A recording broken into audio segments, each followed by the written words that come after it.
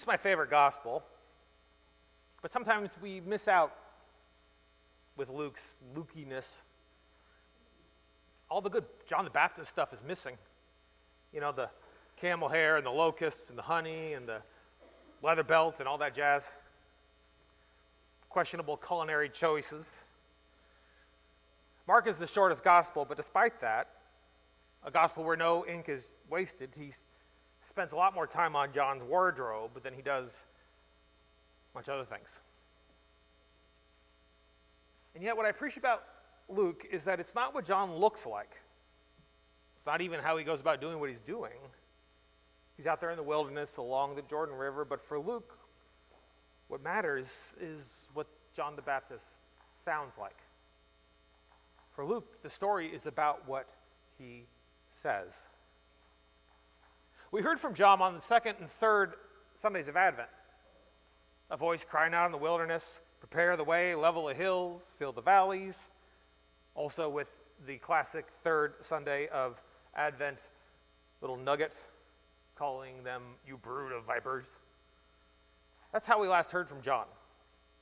Telling the crowds, talking to you and me, what it would look like to transform the world, what it would look like to level the path to God. And all this may ring a bell, I hope it does, that John tells people plainly, straightforwardly, rare for prophets.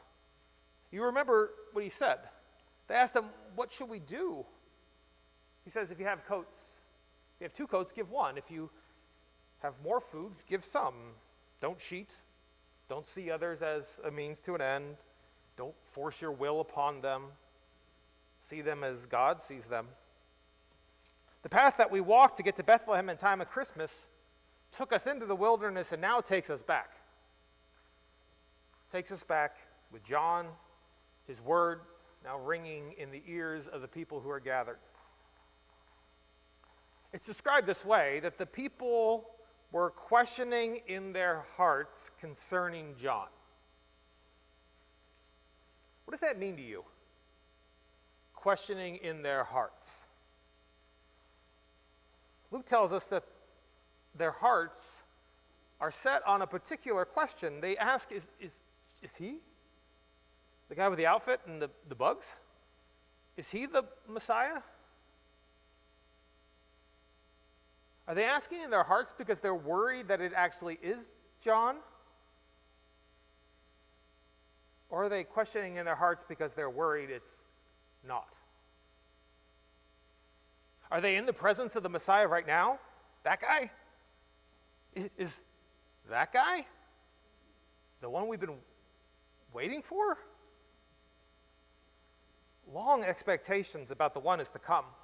Power and capable of ordering, bringing about justice, chasing out the Romans, ushering in a time of peace.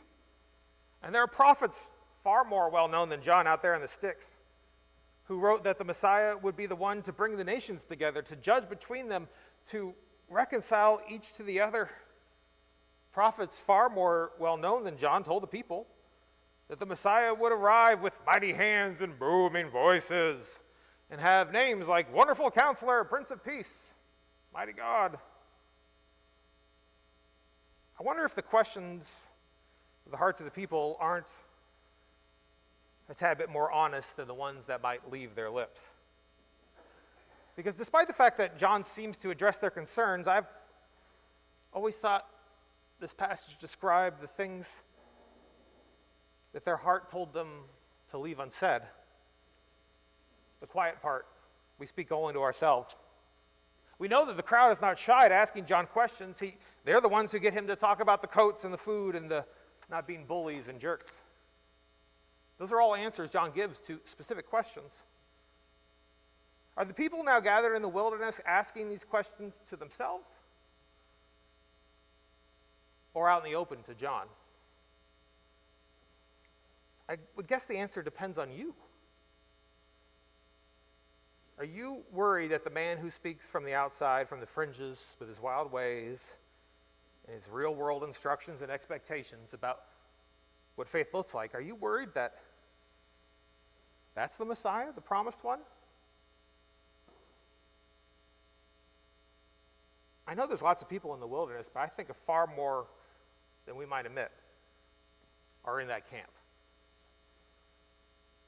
Asking now if John is the Messiah, then what is the Messiah anyways?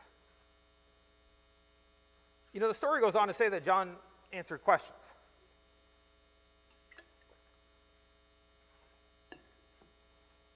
He answered questions that were likely not spoken out loud, and maybe he read their hearts the way that your hearts are often written on your faces. Big and worrisome questions often are. I was told routinely that while on Zoom meetings, Brett, my teacher, would say, "You can mute your audio, but you cannot mute your face."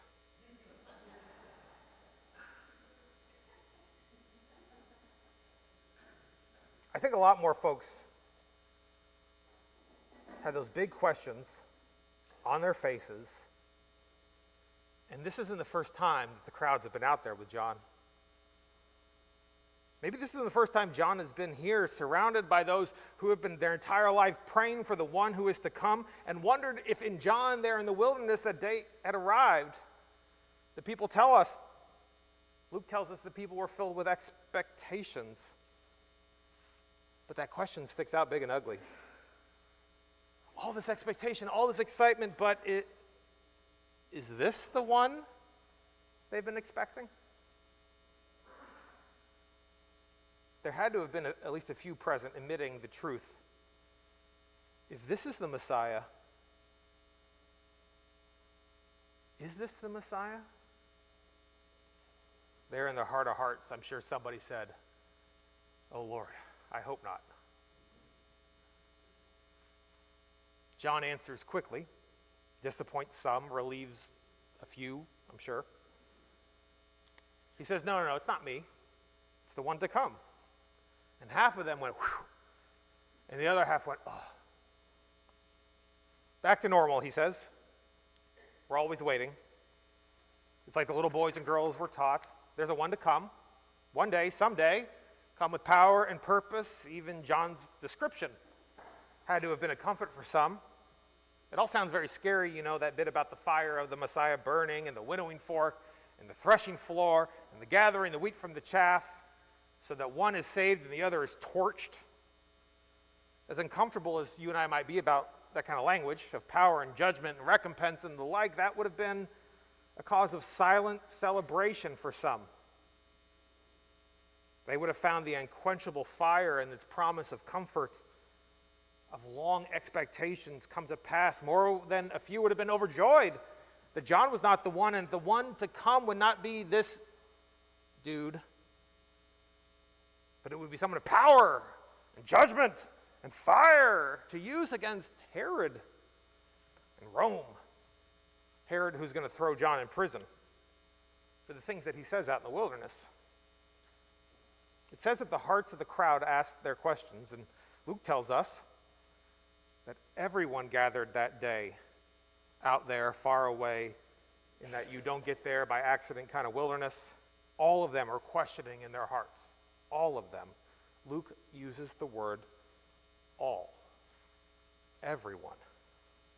Everyone gathered there at the Jordan, everyone present to hear the instructions to John about 2 coats and food and justice and seeing each other as equals. Everyone present wondering about the Messiah. Is it John? No, not me.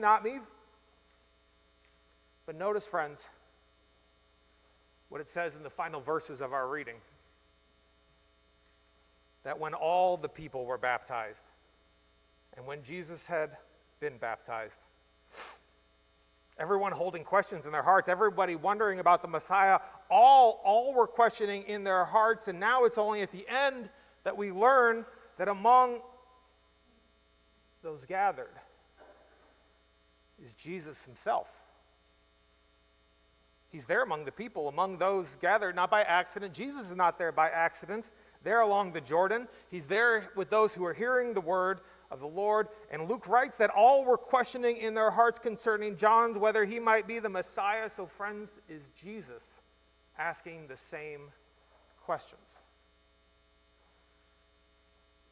For 30 years, Jesus was a carpenter's son. Last week, 12 years old, exceedingly wise, capable of holding his own in the temple. You know the story of the birth. Manger, Magi, Egypt, then the preteen temple bit. And it's only here, chapter 3, that Jesus leaves home. 30 years of silence, 30 years of speculation, some of it fantastical, some of it heretical. You can look it up. It's wild. And it's only now that Jesus enters the world. It's only now that he leaves and goes beyond his home, beyond his family, beyond his little tiny corner of creation. This is the first time we find Jesus anywhere. And where do we find him? In the wilderness with John. He's one of the all. The first encounter with the world around him, and we are told by Luke, it happens here, among a crowd filled with expectations. And I wonder, friends, how powerful Luke's all is here this morning and in this story. Is Luke's all strong enough to include Jesus? Is that all capable of hiding Jesus in plain sight among the people there in the wilderness? Is that all large enough? Is it strong enough? Is it capable enough to find questions about the Messiah, about the one who's to come on the heart of Jesus himself?